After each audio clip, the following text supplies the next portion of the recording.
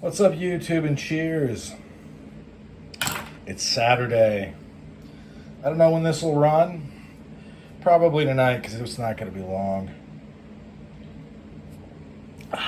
Anyway, here to talk about impact weapons in general.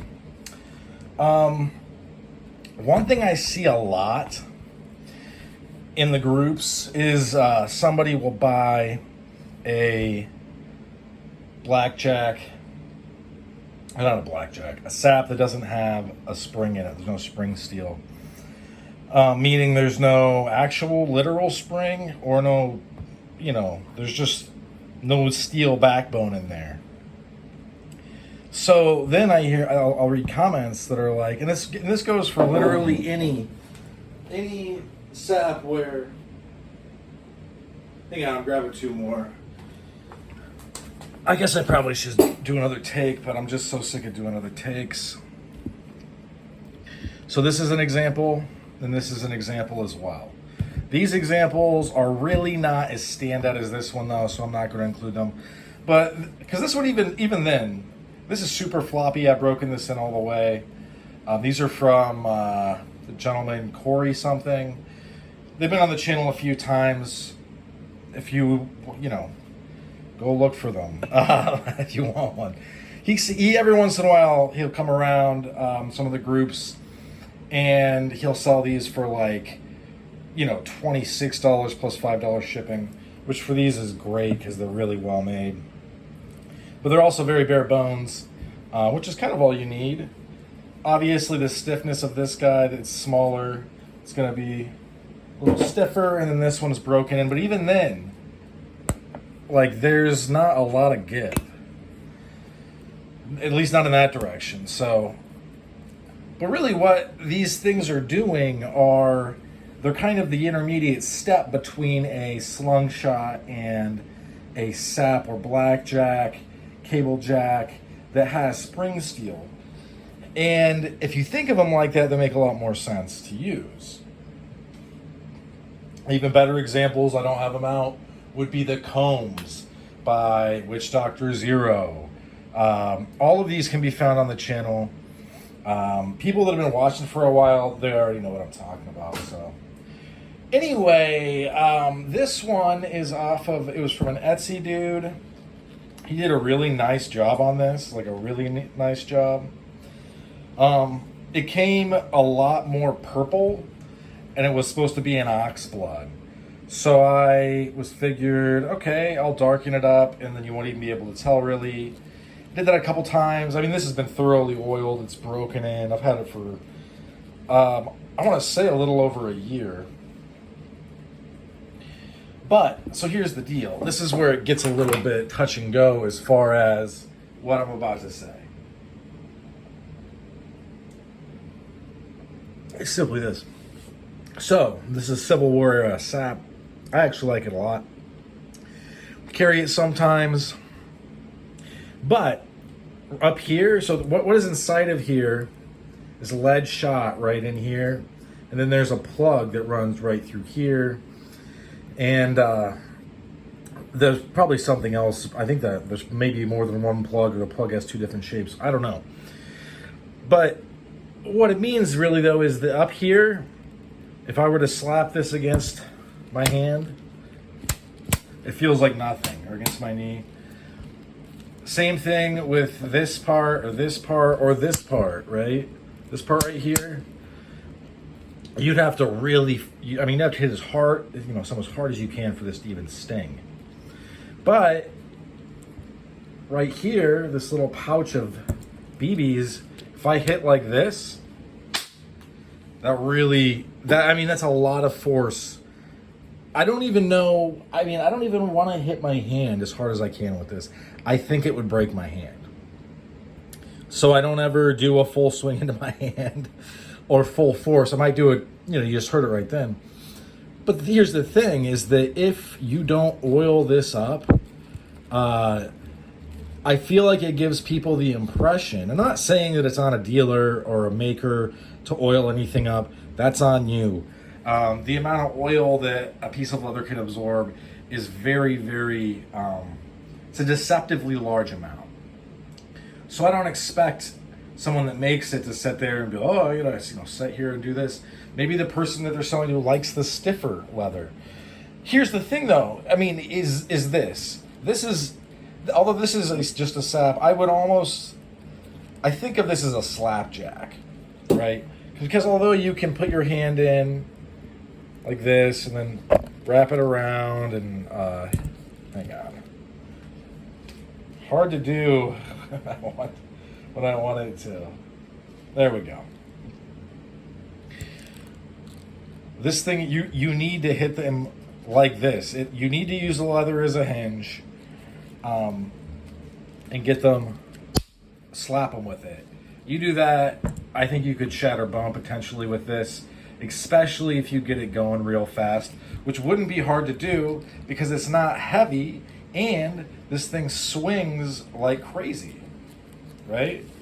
But if you were to simply use it thinking, that the stiffness that the new leather conveys to the piece, if you were to use it and not understand how to use it, I could see someone using it incorrectly pretty easily.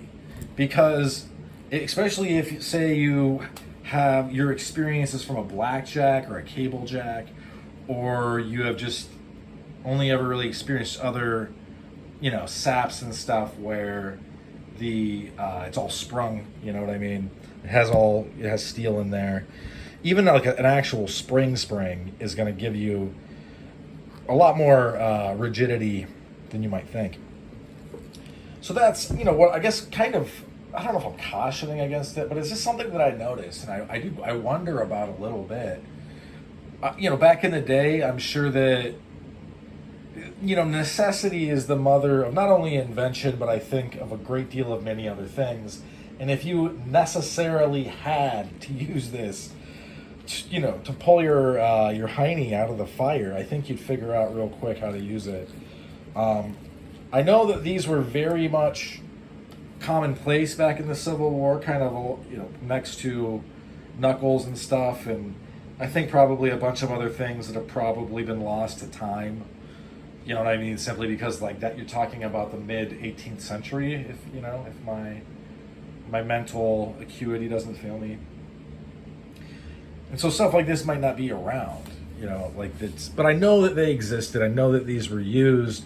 They were fairly commonplace, and the next best thing, if I would put this on par with knuckles, if you know how to use them, obviously. Knives being kind of the weapon of choice for people that need training wheels on their weapons. Not to say they're not brutally, effective. I'm just saying that if you didn't see this or a blackjack, it's probably because they had a giant knife on them, right? But they probably, here's the thing is back then it would behoove you to have many weapons. Look at the samurai. They had more than one sword. It wasn't just one sword. And that's why I'm pretty well armed, not just because of the samurai, but it just makes sense to be. I have a few things, like I'm running right now. I have mace. I have a fighting knife, a bacal knife, a small one. I have I've got this thing more for utility than anything, but I could jam this into your eye socket real easy. I've got these knocks on me I just got. That just were on the channel yesterday, I believe. So I've got a couple things. You're not just knocking something out of my hand and then proceeding to mug and or assault me totally unimpinged. I am going to be putting the hurt on you, especially with the mace. But all I'm saying is these are useful tools. And the reason that they are useful, say, for instance, let's put it this way. Let's say, like I'm thinking about doing actually, I go for a walk. Trying to get in a little bit better shape, so trying to work up to it. I don't want to just get the gym membership and be the fat loser in the gym. So trying to go, and I'm not even fat, but I'm trying to go for walks. I want to get in better shape. I want to improve my body and my mind. It's hard to do one of those things without the other for me anyway. But if I run into a dog, although the mace might help, and really it could, and I would definitely be using the mace as well. I would not hesitate to hit a dog with this. I don't think that unless I really teed off, I would hurt the animal that much. Or say if a drunk got in my face, or if a crackhead got in my face. it would be this and some mace in my hand. You know, this gives me a lot of standoff, especially if I have it like this, to where this can't even really come out of my hand. Hang on. Man, it is so hard to do this without swinging it around. So now it's in my hand, and I can swing this as hard as I want and even let a little bit out extra, and this creates more and more leverage, and that's going to create more and more force. You know, I don't know if I could crack a coconut with this, but I bet I could get real close. And that, you know, coconut and a human skull, kind of similar. I would lean more towards using, say, a melon, because I do think people get the idea sometimes that your head is just going to be this thing that never cracks and breaks, and it's just not the case. It's historically not the case. It's not the case now. It's never been the case. That's just made up. And if you want to know my credentials, for, you know, I don't really have the time to do this all the time. Watch the rest of the things in the channel. You'll run into them eventually. I know what I'm talking about. That being said, you know, I just like this piece. I think it's cool. It has like a really neat old world feel. The person that made this put a lot of time into it. Really took their time. Did things that I haven't seen since. Honestly, I haven't seen another piece like this since I bought this piece. Literally not a single one.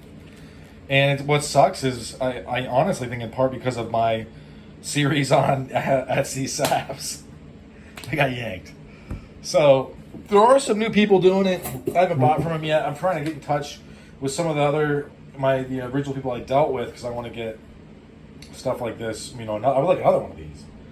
I could probably get a custom one made, but you know, at the same time, when I get stuff from dealers, I want it to look like it's from them. I don't want it to look like it's from them after I made them do what I wanted them to do.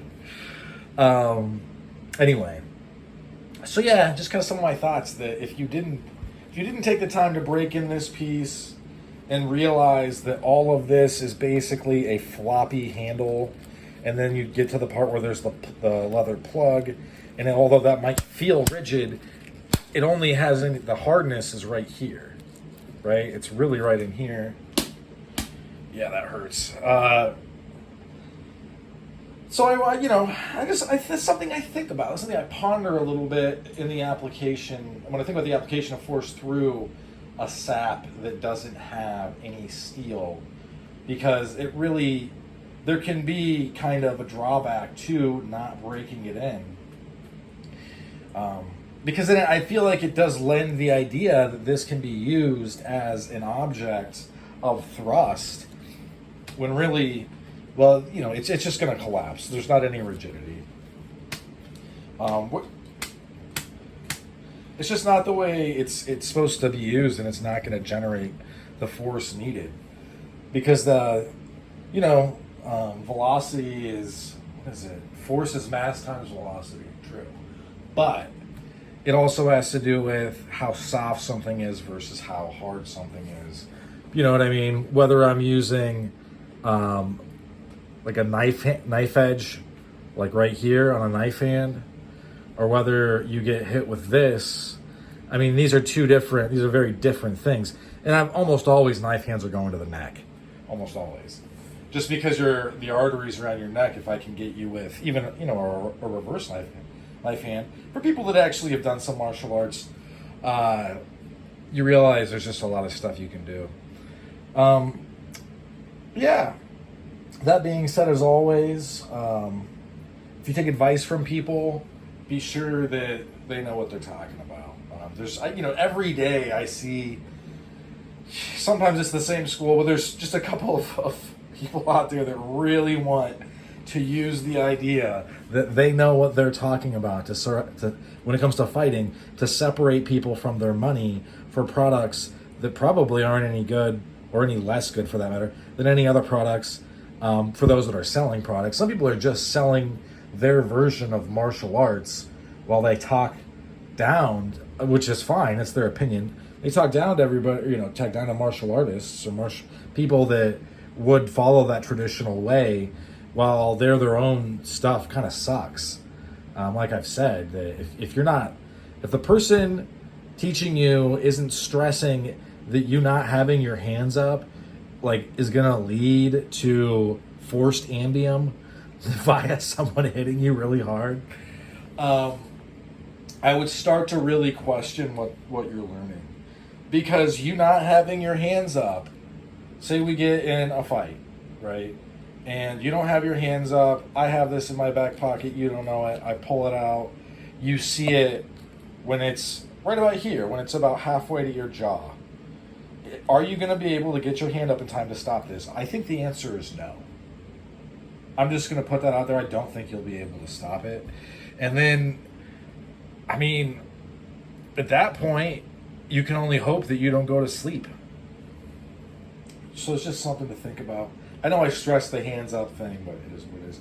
Anyway, that's what all she wrote for this one. Thanks for sticking with me to the end. Hope you folks have a good rest of your day. Bye now.